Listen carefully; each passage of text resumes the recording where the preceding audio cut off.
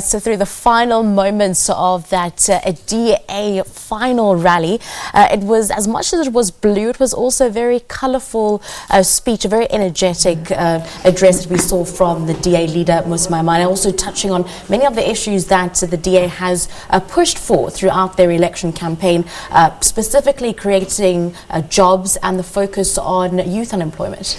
Yes, indeed.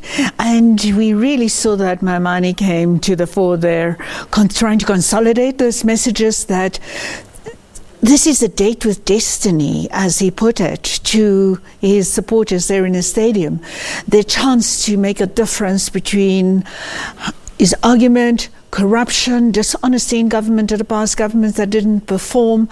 So mediating these issues of what can be delivered, jobs, higher child grants, through the necessity to put in place an honest, a credible government. And it is very interesting how the way in which it also went for Cyril Ramaphosa, that was without directly attacking ANC. It seems to be in true DA-led style then.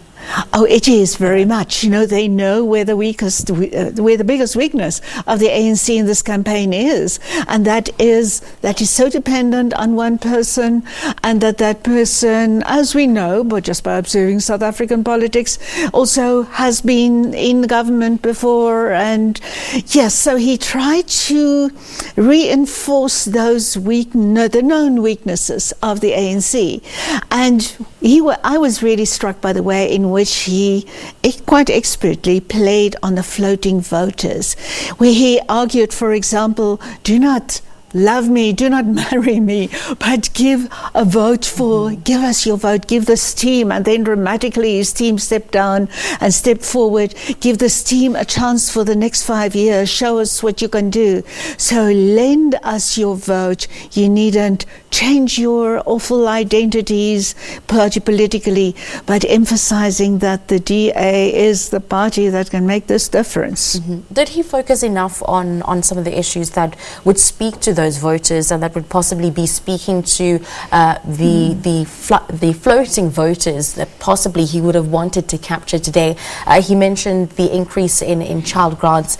He also mentioned that, you know, it saddens him to see South African students study and then sit at home, referring them to as pensioners, saying that our South African students become pensioners at an early age because they study and then they just sit at home. There's no opportunities for them. Yes, he certainly emphasized issues that are so pertinent in people's lives.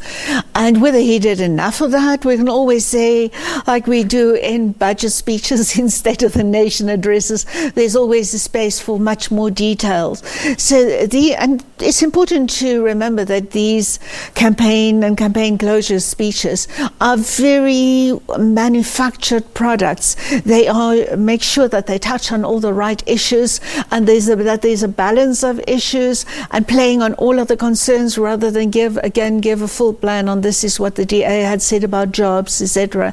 So they try to give this broad overview, almost a rainbow of different issues, without taking up too much time on any particular one. So one would assume that they accept in giving the speech that much of the messages are backed up with further documentation and campaigning that had already taken place. Yeah, more specifically on exactly how this would actually be taking place. I think that would have also been quite interesting to hear, and how essentially these jobs are going to take place, how essentially the service delivery that they're promising is going to increase with regards to turnaround time.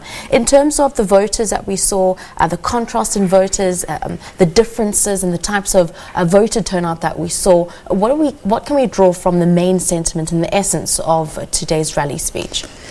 Well, the speech, I think the speech played very well to different constituencies and to different groups of South African citizens and voters that are also represented in support for the DA. He really tried to play on the diversity, besides the fact one South Africa for all, the slogan that was even cleverly displayed on the lectern we are speaking from, but talking about how proud he is of how the DA had grown, of the DA representing all population groupings in South Africa.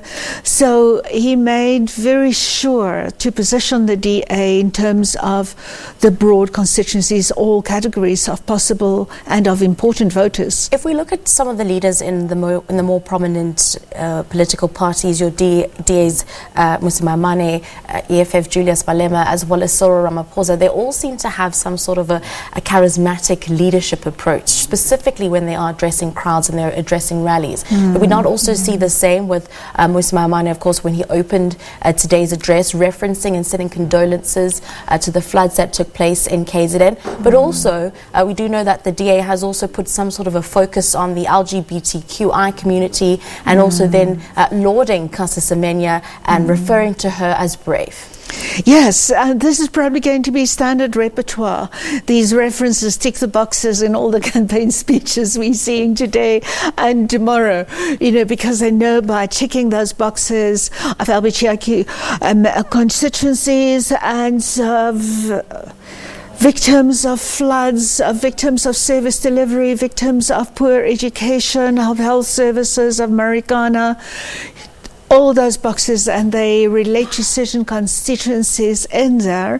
And yes, it's kind of a shorthand into mobilizing different constituencies. And lastly, just before we wrap it up, the shortcomings, was there anything that we were expecting to hear from the leader today that he didn't quite touch on, or he didn't hit the nail on the head? I definitely think there could have been so much more just about on every issue here. Always the argument, how much does one balance into a relatively short campaign speech like this? That's more about these are, should we be elected or should we go into the coalition? I think there was one very fleeting reference to a coalition, to possibilities of coalitions after the government. It would have been a much more profound mandate that was being requested if he would have outlined also more of those concrete spaces, concrete steps. If this happens, then we promise we would do that. If this kind of situation prevails, even if we remain opposition, that is what we can guarantee to bring you in the next 5 years. Thank you very much for your time this morning, Susan Booysen, Professor Susan Booysen, joining us in studio, political analyst as well as Director of Research at Mapungubwe Institute, unpacking, taking us throughout the course of the morning. We gave you that prelude and the build-up of the DA's final push to woo voters, as well as also what's been described as those floating voters who don't specifically know as yet who they will be voting for. We thank you very much for joining us this morning on The Agenda. Until tomorrow, from myself and team, bye-bye.